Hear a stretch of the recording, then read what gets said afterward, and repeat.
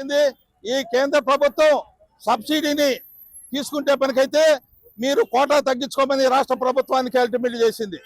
ఆ ధర్మిల 97,000 కోట్లు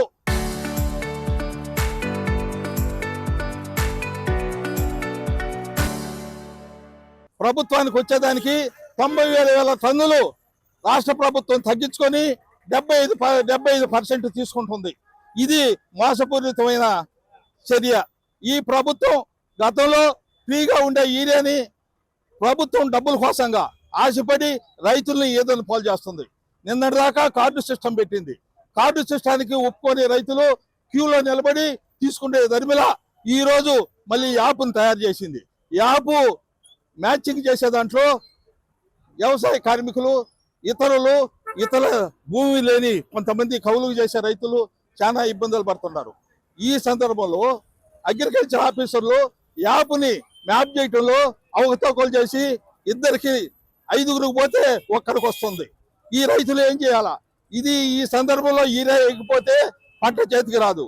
ఈ ప్రభుత్వం గుర్తించి వెంటనే యాప్ని ధర్మిల రద్దు చేసి కార్డులు ఇచ్చే సిస్టమ్ ప్రకారమే రైతులకి అందియాలా. లోతట్టు చెరువు లోతట్టు భూముల్లో ఉండే వాళ్ళకి కూడా వాళ్ళకి ఇవ్వాలా.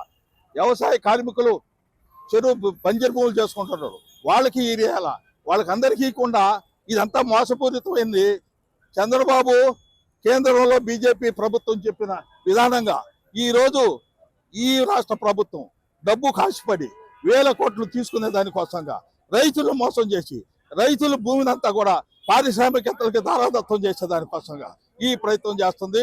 దాన్ని రైతులందరూ కూడా ముక్త కంఠంతో వ్యతిరేకిస్తున్నాం.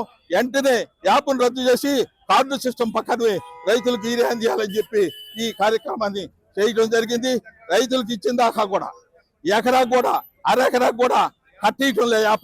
యాప్ అసలు కనపడటంలా.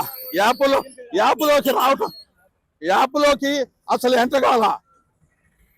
అగ్రికల్చర్ ఆఫీసర్లు రైతులకు కావాల్సిన ఎక్కడ కూడా యాప్ను ఫిక్స్ చేయాల. యాప్ ఓపెన్ చేస్తే ఒకరి పేరు వస్తుంది. ఆ ఆధార్ కార్డు ఓపెన్ చేస్తే వేరే వాళ్ళ పేరుతో భూమి ఉంటుంది, వీళ్ళ పేరుతో భూమి లేదు. ఈ రకమైన తంతాలు చేసి రైతుల్ని ఈతలు పాలు చేసి రైతులు ఈ రోజు పైర్లు వేసుకోనంటే వేసుకోవద్దంటే వేసుకోకుండా ఉందరు. కానీ వేసిన తర్వాత ఈతల పాలు వేయాల్సిన సందర్భంలో రైతులు పిండి వేసుకోలేక బ్యాంకుల చుట్టూ అంగళ్ళ చుట్టూ బయట మార్కెట్లో 400-450 అగ్రికల్చర్ డిపార్ట్మెంట్ కళ్ళు మూసుకొని ఉందా అని అడుగుతుందా. ప్రభుత్వం కళ్ళు మూసుకొని ఉందా? ఈ రకంగా రైతులను ఇబ్బంది పెట్టే ఈ గోడు గత ప్రభుత్వంలో జరిగిన సిస్టమ్ మీకు కూడా జరగద్ది. జనం ఎప్పుడు కూడా ఇళ్లకు వచ్చిన తర్వాత చెప్పులతో కొట్టి తర్వాత ఈ తరం మిమ్మల్ని అని చెప్పి గంటాపదంగా చెప్తున్నాను.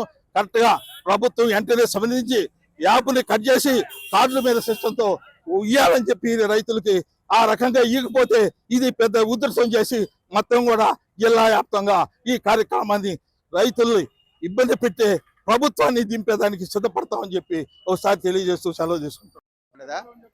నా పేరు శివకుమార్, మాది పెనుబల్లి గ్రామం. ఇక్కడ జరిగే ధర్నా ఒక బుచ్చిరెడ్డిపాలెం సంబంధించింది మాత్రమే కాదు, యావత్ జిల్లాకు సంబంధించింది.